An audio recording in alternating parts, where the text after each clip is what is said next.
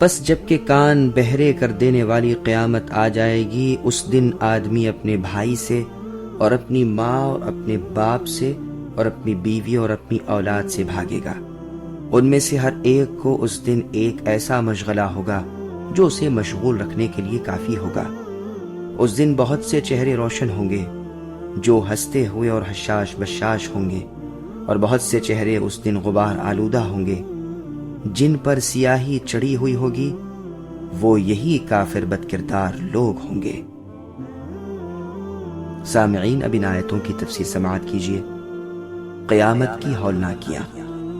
ابن عباس رضی اللہ عنہما فرماتے ہیں کہ صاخۃ قیامت کا نام ہے، اور اس نام کی وجہ یہ ہے کہ اس کے نفخے کی آواز اور اس کا شور و غل کانوں کے پردے پھاڑ دے گا۔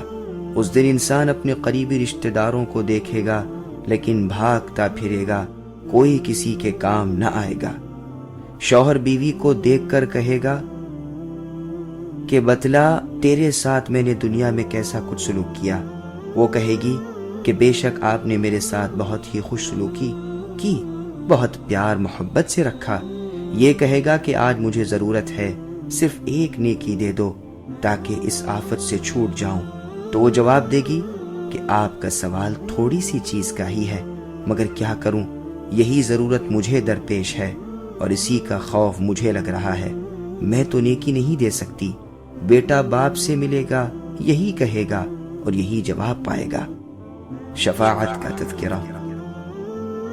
صحیح حدیث میں شفاعت کا بیان فرماتے ہوئے نبی صلی اللہ علیہ وسلم کا ارشاد ہے کہ اولو العزم پیغمبروں سے لوگ شفاعت کی طلب کریں گے، اور ان میں سے ہر ایک یہی کہیں گے کہ نفسی نفسی، یہاں تک کہ عیسیٰ روح اللہ علیہ السلام بھی یہی فرمائیں گے کہ آج میں اللہ تعالیٰ سے سوائے اپنی جان کی اور کسی کے لیے کچھ بھی نہ کہوں گا۔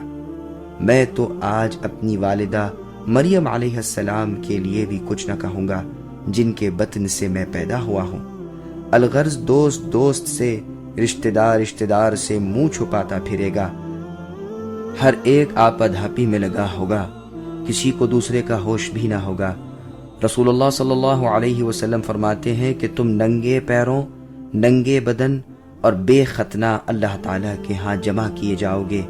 نبی صلی اللہ علیہ وسلم کی بیوی صاحبہ نے دریافت کیا کہ یا رسول اللہ صلی اللہ علیہ وسلم، پھر تو ایک دوسرے کی شرمگاہوں پر نظریں پڑیں گی؟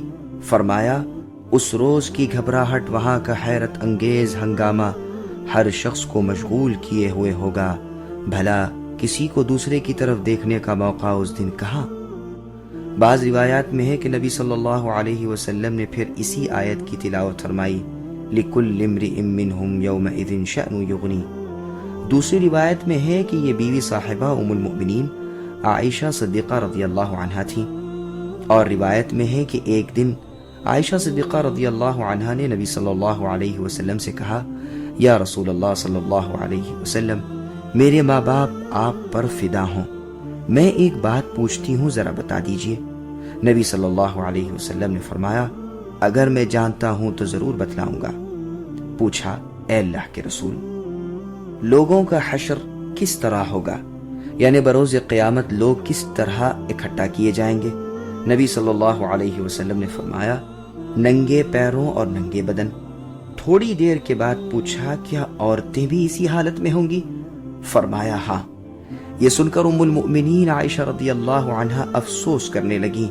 نبی صلی اللہ علیہ وسلم نے فرمایا، عائشہ، اس آیت کو سن لو، پھر تمہیں اس کا کوئی رنج و غم نہ رہے گا کہ کپڑے پہنے ہیں یا نہیں۔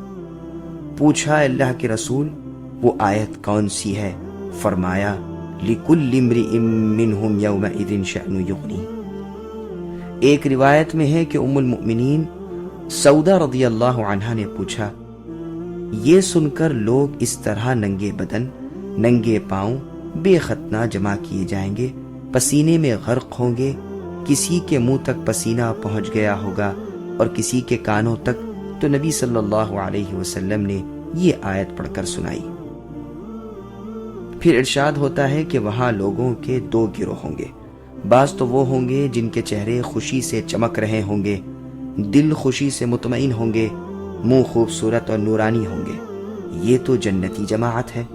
دوسرا گروہ دوزخیوں کا ہوگا، ان کے چہرے سیاہ یعنی کالے ہوں گے، گرد آلودہ ہوں گے۔ حدیث میں ہے کہ ان کا پسینہ مثل لگام کے ہو رہا ہوگا، پھر گرد و غبار پڑ رہا ہوگا۔ یہ وہ ہیں جن کے دلوں میں کفر تھا اور اعمال میں بدکاری تھی، جیسے اور جگہ ہے وَلَا يَلِدُوا إِلَّا فَاجِرًا كَفَّارًا، یعنی ان کفار کی اولاد بھی بدکار کافر ہی ہوگی۔ سامعین، الحمدللہ سورہ عبس کی تفسیر مکمل ہوئی۔